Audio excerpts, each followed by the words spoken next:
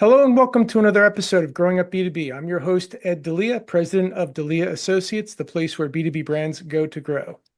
Today's guest brings a unique and valuable perspective to the conversation, what it's like to step into a leadership role within a family business when you're not part of the family.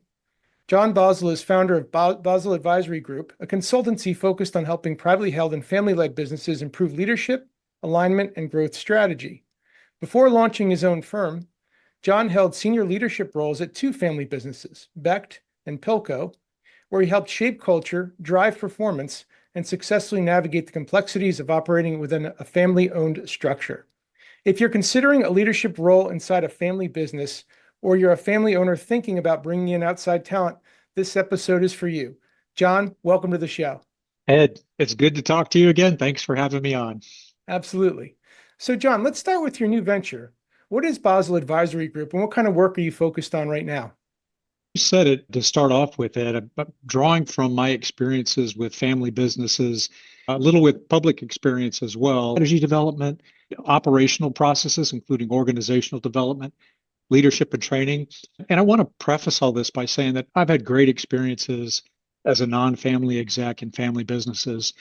They've all been positive experiences. I've learned some terrific lessons. And I'll give you a little bit of history here. I'm going to set you back just a bit. I actually started when I was 16 years old working for a family business as a co-manager of a fireworks store in South Carolina. So I worked side by side with the owner and his children. And I also did fireworks shows with them for private clubs, for events, store openings and stuff. It was petty for a 16-year-old, but that's my start there. And then when I got out of the Navy, I went to work for what I would consider to be the American dream family business. It was two owners, did not have college degrees. They started an engineering company in the middle of a really tough recession, but they ended up being fantastically successful. And one of the themes that came through with being involved in a family business was that they were really open to ideas for developing and implementing work processes, using technology, and hiring good people. So I've enjoyed my experiences with family business, and that's what I'd like to bring back into the community now. Awesome. Awesome. Beyond Bakkt and Philco, you were a grizzled veteran of family business going way back. Now that you say it that way, it does sound a little grisly, but I saw it as part of the process. Again, great experiences. Awesome. Awesome. So let's talk a little bit about your most recent senior roles, two family businesses, Bakkt and then later Philco. Let's start with Bakkt. What attracted you to that opportunity, John? Number one, family business. I'd known Chuck for a little while. I'm an avid networker and had met him through a previous company, but it was the opportunity. He was looking for two things. He wanted to, I think, put a little more organization around operational processes, which I had a lot of experience with that.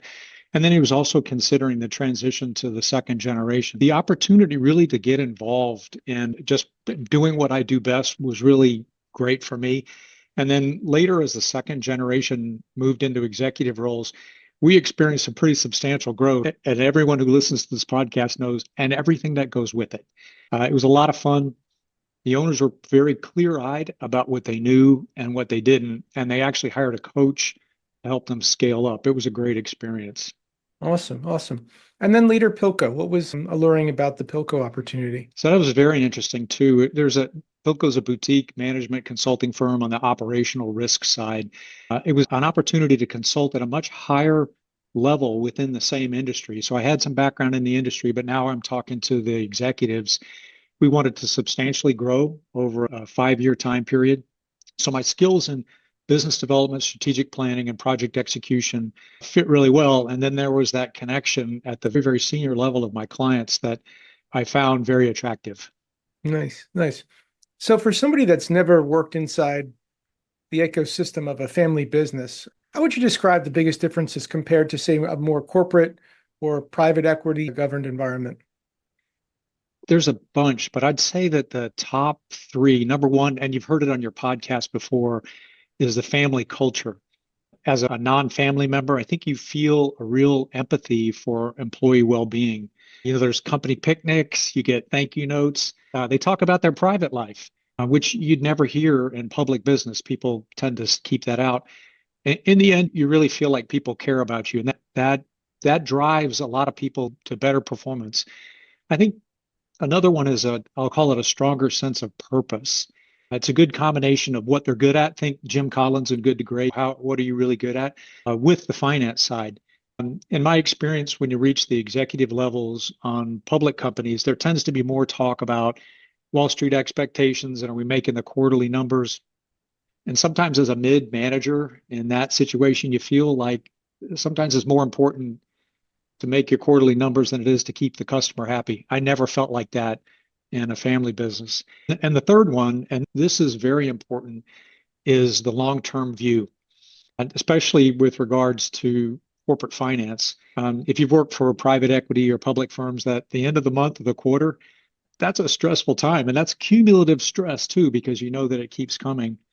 Profitability is always the top dog, but family owners recognize when economic conditions turn down. But my experience with them, depending on where they are in the business cycle, they're more likely to lean into market, more marketing, discuss strategic steps. In one case, the company that I work for decided to hire an entire new business division when a competitor was just discharging people during COVID. It seemed a little crazy at the time. They were well capitalized. And now, 4 years later, they're a leader. They're highly profitable. They've grabbed a lot of market share. I'll call that the triumph of the long-term view. And certainly my experience with family business, that is something that really leads the pack with regards to a differentiator. And I would say that talking to many family business leaders and those on the outside who, like yourself, support them or have an outside view of them, they all seem to want different things, but there's a commonality, and it's that continuity of prosperity. They want to know that as that generational shift happens, the boat is steady. The boat is going forward. It's not sinking. People aren't jumping ship. Forgive some of the seaworthy puns. I know you had a bit of a naval career in your background, so Thank you for that, Ed. No, I truly believe in, and I've experienced it. And you've heard it on your podcast too. The important part of the long-term view is keeping it in the family. When it comes to the topic of succession, that's a whole different story. You've heard that on other episodes before. But really, how do we keep it in the family? And that's, again, this topic is very interesting because as a non-family executive, there's a little reluctance sometimes to do that. Yeah. So speaking of that, what would you say are some of the advantages of being a non-family executive in a leadership role in a family-run company? I think primarily when you're considered for that role, you're an outsider. You're brought in for a specific reason. It could be that they just need the organizational skills or they need someone to drive things. There's a lot of different reasons, but as you gain the trust of the owner, whether it's through the interview process or your first days in the job, my experience has been they are likely to give you substantial latitude to do what needs to be done. Now, you have to keep them informed. You have to telegraph your next steps. You have to work closely with them on things that are going to impact their employees and their clients because they're part of the family. But I always felt like I had a lot of room and authority to operate within my charter, and it was generally pretty broad. I think the second one is, and again, this is an advantage for a non-family executive. You feel like you're part of the family, and you're immediately brought into that inner circle. Now, there's layers within the inner circle, but I felt that as part of the family, you're really making a difference. I think all of us want to make a difference in our careers. Sure. And when you're talking to the owner and the families around the table, you really feel that makes a difference. And that's different from a public company where, as a mid-level or a higher level manager, it was hard to move the stock price as no matter where you were. And so it wasn't so much like you weren't making a difference, but you couldn't see the difference the way you can in a family business. Understood. How about the flip side of that question? What might be some of the challenges or blind spots that a non-family executive might encounter when entering into a family-governed organization? Yeah, that's a good question. And there's a lot of layers to that one as well. I think there may be a reluctance to engage or listen to outsiders on the business side, consultants, coaches, et cetera.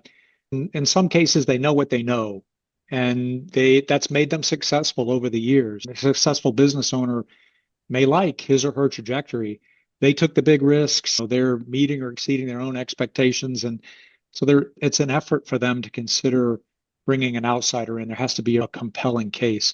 However, we'll look at the flip side of that as well and say that once they do bring people in and they trust them, they do tend to allocate resources. And bottom line, it comes down to trust. They will deeply engage with the people that are advising them. We had a saying at one of my old firms that once people got used to it, they go, hey, you look, even Olympic athletes have coaches. So that was a good thing. I think one of the other blind spots, and maybe it's not so much a blind spot, you could see this in a regular public company, is that some family business members do not have experience outside the company. And you're coming in with a lot of experience and you've seen things in a wider perspective. My experience is you need to be careful as an outsider on how you frame your message as suggestions or consider options. I think if you come in hot with, hey, this is what we need to do, this is top, I think you end up stepping on toes. And if you don't know the pecking order, if you don't know who the influences are, those firm messages can cause some issues. And I think the final one, and this is a blind spot that you learn very quickly, is that some family members who aren't in the business have a voice in the business. And your voice may be secondary to those non-family members. And that's not a bad thing. It's just something that you need to understand. So my advice to non-family execs is to get to know the family. If you're an executive, they are happy to have you there. You're there to help get them to a different point from where they are. And you'll learn who has influence, who is standing by the sideline, who wants to be involved. And that helps you make sure that you know where your voice can be best heard or where it's a good idea just to keep your mouth shut. And that's a great point.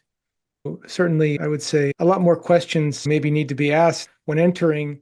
I'm recalling the CEO made a presentation. He said, I love it. It's great. He's like, can you make the same presentation to my sister? Yes. I'm thinking, one, didn't know you had a sister. And two, why am I making this presentation to her? And he said, she's got an interest. She's a stakeholder. She's not Yes. an operating stakeholder, but she's a stakeholder. So she will certainly want to know what's going on. So made the presentation to his sister and everything was fine. But yeah, you never know what's there until you start asking some questions. Yes. How is Ed, this it's organization? interesting you would say that. In some family businesses, as the business matures, some family members tend to go into what I'll call adjacent sides of the business. If you have a technical firm, there may be a firm that manages real estate, there may be a firm that manages financing. And to your point, you may end up talking to one or all of them as you're coming into a business to help one because you will be at the table. They will be considering the decisions that you make. It's a good point. Absolutely.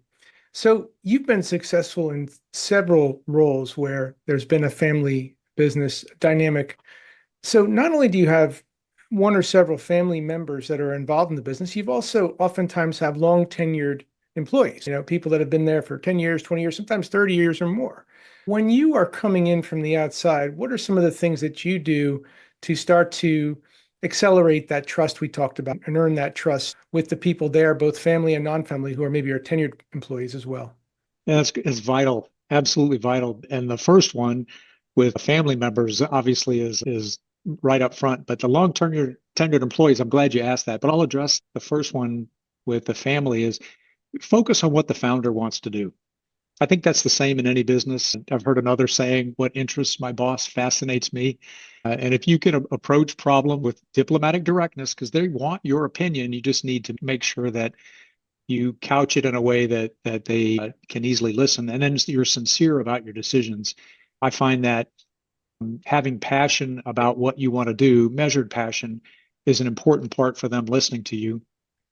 And I think the second part too, and this is early on, if you're coming in and your charter is to make changes, make sure you get small wins early and then telegraph your approach to the founder as well as the family members and others. It sounds pretty basic, but one of the things to recognize is that the family's taken a risk by hiring an outside executive, and a major change to the company reflects on their reputation as good decision makers. And you don't want to put them in a position where they may regret what they did. And remember, the buck stops at the boss's desk, and that in some cases is just right above your level. So and make sure that she or he knows what your plans are. And then to address the last one about long tenured employees, they have a lot of influence in the business. But what I find is the best thing to do is just be a good leader. Tell people what you plan to do, tell them how you're going to do it. It's especially important to tell them why it will work. People are smart. They understand the market. They understand the business that they're in. You need to show them that the owner is behind this. You don't want to be going out on a limb on your own. I like to bring the owner in when I'm having these discussions with employees and say, well, the boss is on board. This is what we're going to do. And I have the boss in the back nodding and go, yep, that's what we're going to do. Maybe have them send out an email confirming what you said. But the most important thing here is shoulder the responsibility when things don't go as planned. It's not necessarily a human nature thing to do, but I'll tell you what, if employees know that you're going to protect them, they'll walk a million miles for you and they'll intercede with the boss. They go, this is a good person. Their heart's in the right place. And yeah, some things fell down. Some of them may even admit later to mistakes. But if you stand up in front of them and you protect them, you'll have a little tsunami behind you. So that's what I would do.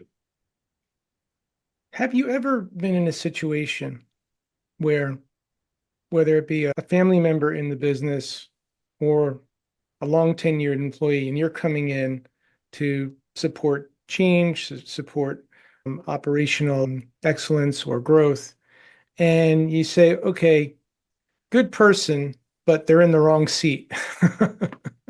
Have you ever run into that, and how do you handle that? Yeah, that's the part of every business. And recognizing that sometimes the people that got you there won't get you to where you want to go. And I like how you couched it. Can we reframe them in a different role? So that's something that you do. Again, you do it very diplomatically. There's a lot of conversations at the top about what might work, and you try to explore as many options as possible. There are times when it's just not a mesh.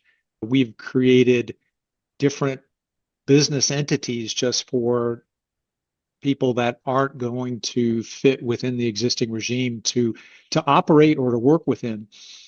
And what I find too is that time changes a lot of things, and especially within a family, things happen, and over a period of years, then I'll say that they die down a little bit, and people's attitudes change, and that's I'll say a cautionary tale to non-execs, non-family execs as well, is that things will change. They will come back. And we'll talk about values in a little bit too, but understanding that helps you adjust to what role someone might be able to take if they're not going to fit with where the owner wants things to go. And oh, by the way, the owner could change their mind, decide, I don't want to do that. I'd rather have the family member be a part. So it's fair. In fact, I know a situation where a leadership executive in the business development side of an organization, helping grow it. There was a son who was in a leadership role that was, let's just say, not in the right seat. And this executive went to the CEO and said, listen, I don't think this is going to work. And the CEO turned around and said, okay, you run the company. And so it was an interesting turn. He was thinking that this will be a departure. And in fact, it was a promotion. At every level of companies, the closer you get to the top, the more it becomes about the people that work for you. Yeah. So if someone's considering joining a family business in a senior role, what questions should they ask before they say yes? Yeah, this is multifaceted, and it's likely the same for executives in any type of company. But it's important just as an executive to understand your roles and responsibilities. That's the same as any business.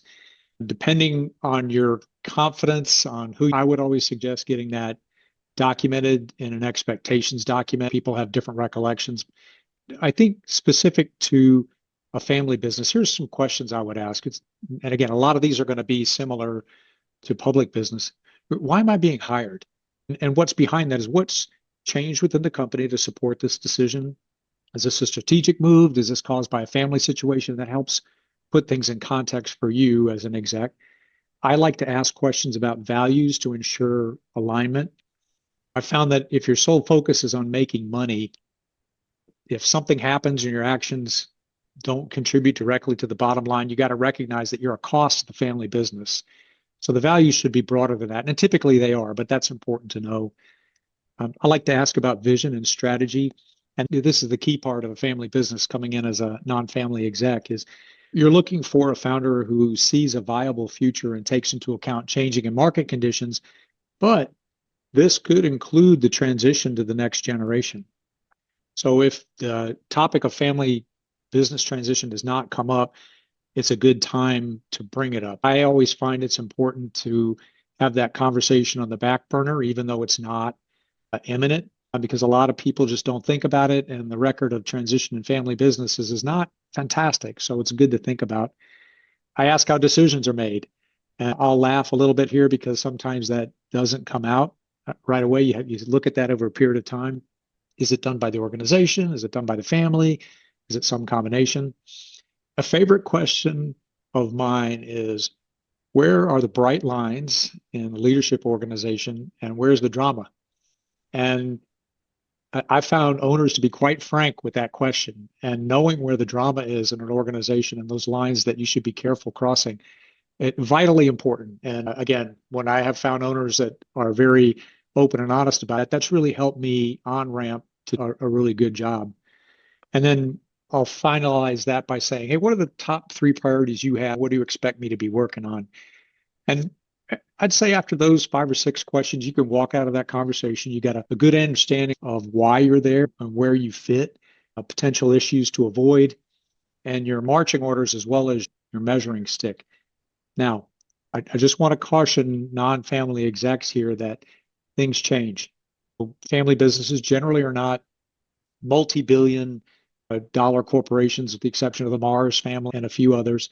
But the owner's interest in the business itself, in transition, potential or actual business sale, this all causes a reflection. And this is deep reflection. Again, you've heard this on the podcast before. This has been their life. And there's emotion involved. In some cases, there'll be changes in direction. So as a non-family exec, to the best of your ability, take this in stride. I see the role as a non-family exec for the most part as a steward of the business. Your job is to keep things going and positively moving in a growing direction. It's normal to get frustrated, but as they say, this too shall pass. So stay the course, support the owner, understand these things are going to happen, and just try to let it go. So some great takeaways there, especially the question about where is the drama? I think that's such a huge question, and I can see that going in many directions. But I think what you get down is to the version of the truth that you're looking for. What's really going on here. That's why I love that question. You raised another point about, and I think you were what I think brought into that there was a leadership transition underway. So, as a non-family leader, how do you navigate those conversations around succession? Are you brought into this? And if you are, what's your place or position in discussing those openly? Generally, I find those conversations to be mostly within the family. And when you're brought into them, there's a couple of considerations. Again, be mindful, this is a stressful time. And you're thinking about transition. Do the adult children want the business? Who in the lineup is best suited to do that? If no one's there, are you looking for an outside sale? I was listening to a Schwab podcast a little while ago, and it said 40% of businesses have successful transition to the next generation. It said only 13% of the third generation. And family businesses know this. They're not going to say it out loud. So be empathetic, be supportive. It's important to not take sides. I would suggest a couple of things. Number one, remember you're a steward of the business, so your job is to run the business. And we talked about leadership. Your job really is to shield employees and clients from what's happening and make sure that you're seeing a steady, impartial guiding hand. The second is I suggest reading as much as you can about family business transitions, both the successful ones and the non-successful ones. Be educated on what works and what doesn't. Again, emotion and stress sometimes can distract from strategic initiatives, and just being able to provide a sounding board and saying, hey, I've read about this, I've done this, that can be helpful. To finalize this, as you've heard on podcasts with earlier guests, and even with your own dad too, the founder has poured his or her life into the business, and transition is that's just a tough event. So your best bet is to be an impartial sounding board, but better still, just listen. And it may be that you don't talk for a half an hour and your final words are, how can I help? So that's what I would say. So when you see a generational transition. And I know the stats. In fact, when I was just starting out here, my dad was still in the business. A consultant came up to me and said something, oh, 85% of businesses fail from one generation to the next. I was like, thanks for that data point. I really needed to hear that at the front end of my career here. Don't hire that guy. But what do you look for? So you see maybe a second gen, maybe a third who's being groomed for. What are you looking for from that person? What do you want to see from that person to have some assurance that, yeah, this person is up to task. This person can make that transition and be one of the success stories, not one of the failures. And that's a really good question. And my answer to that fits, I'd say, with any employee. You look for intelligence, you look for curiosity, and you look for drive. Generally, within the family, the values are aligned, so that's generally not an issue. And if you see those three together, that you can generally rely on someone to pick up the ball and run with it. Everyone needs education. It's very difficult to be put in the driver's seat on day one, know everything. You can't do it. That's what advisors are for. That's why the founder hangs around. But the challenge sometimes can come in when you have multiple siblings and maybe nieces and nephews that are involved in the business, and they are like-minded. They're smart, they're ambitious, they've got a lot to do with running a business in the past. The challenge is introduced there if someone may be lacking in one of those areas, but still feels like they should be considered. So that's a family dynamic to be considered. I often look for when I see a next generation that's in the wings, right? If they have a vision and it's their own, and sometimes they're young, it doesn't even have to be a good vision. It just has to be theirs. Because doing it a little bit better than my mom or dad did is not a vision. And the reason I often look for that or always look for that is things change. Our world changes. As you say, the dynamics of the business change. You made that point very clearly. The world around us changes. So if you're going to try to bring an organization forward on the inertia that was basically rear view, the past, may not work so well. So they have to have their own sense of what's next for this organization, even if it's not perfectly defined. What are your thoughts on that? Do you look for that as well? Do you see that show up?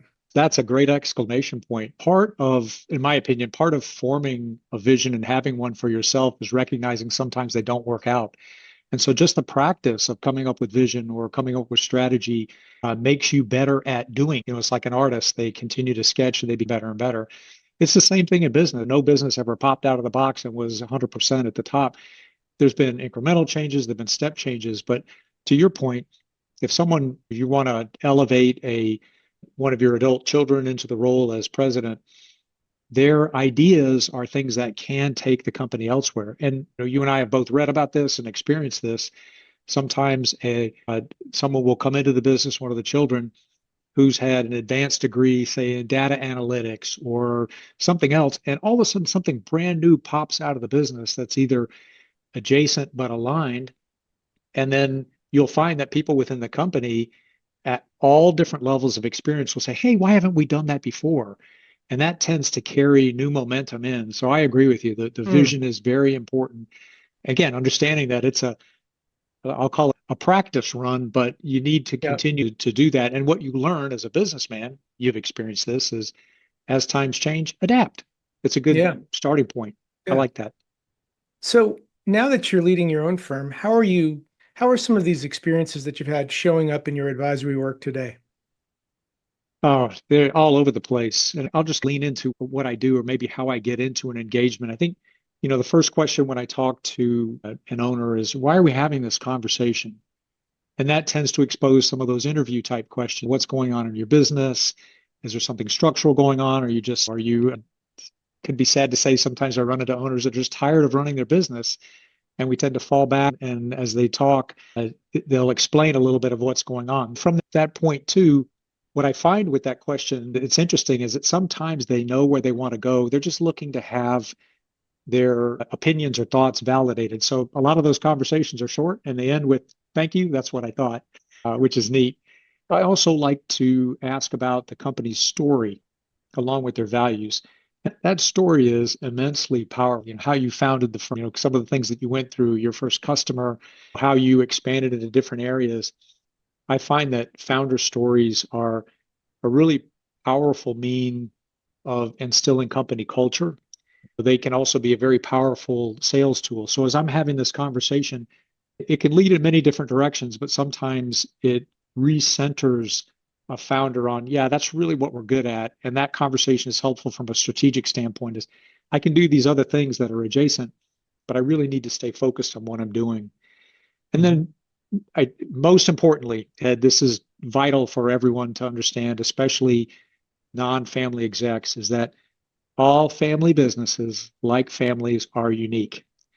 And at any point in the business cycle, they can find different things going on. So I think it's important to find the uniqueness of the story, and then the issues that go behind them help frame that.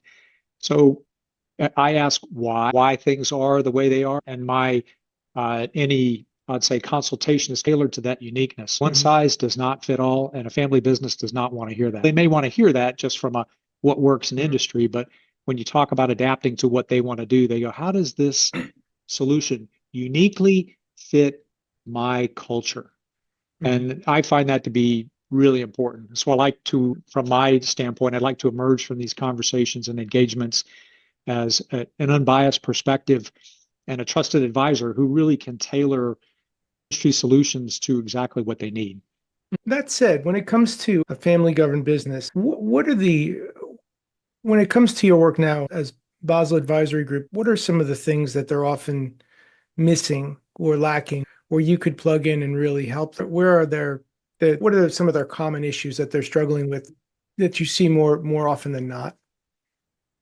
Yeah, great question. It really depends on where they are in their business cycle. It depends on where they are in family transition.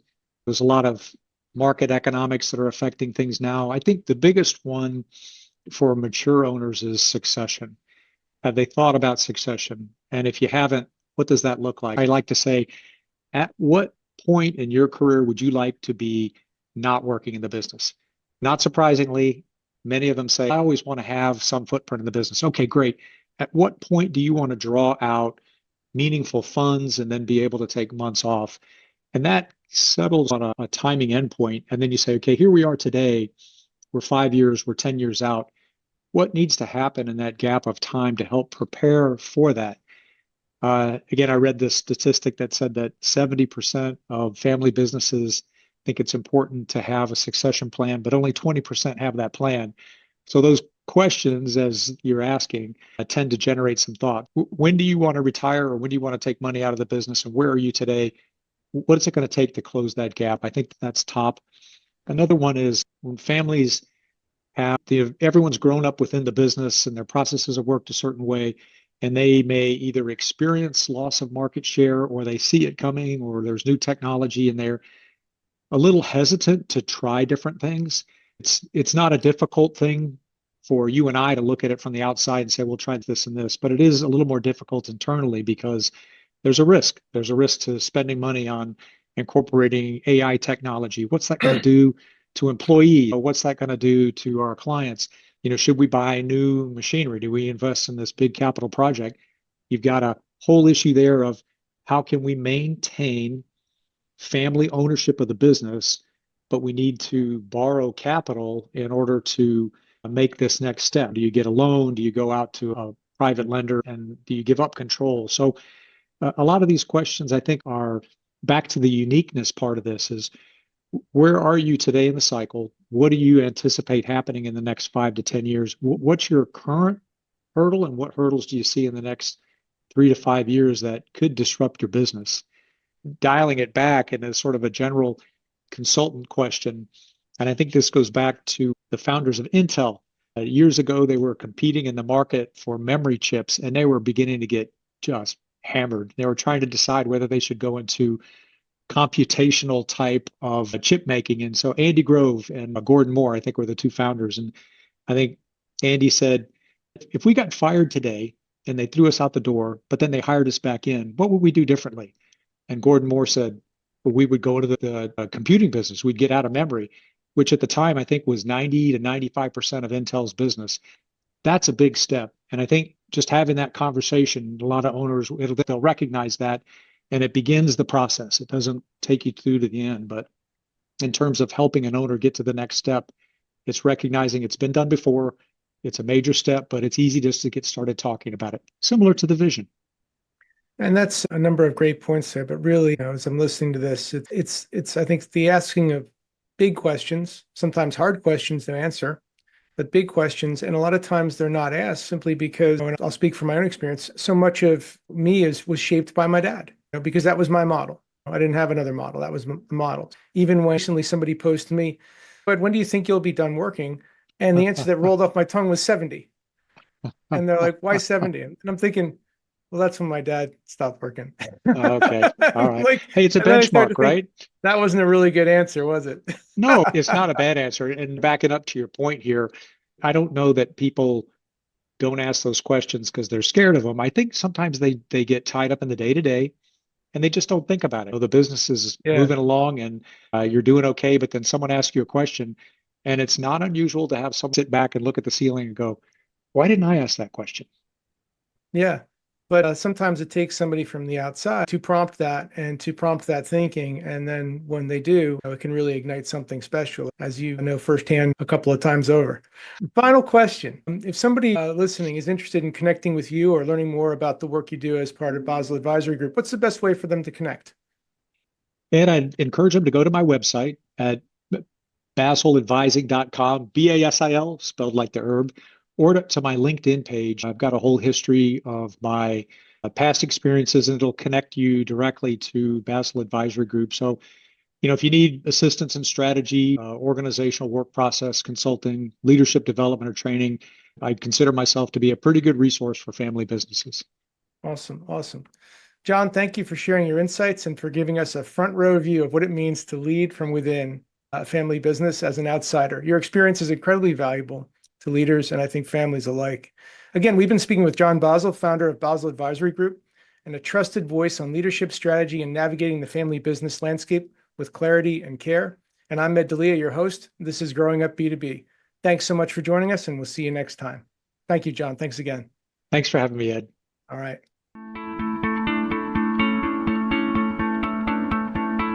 Hey, thanks so much for tuning in to Growing Up B2B.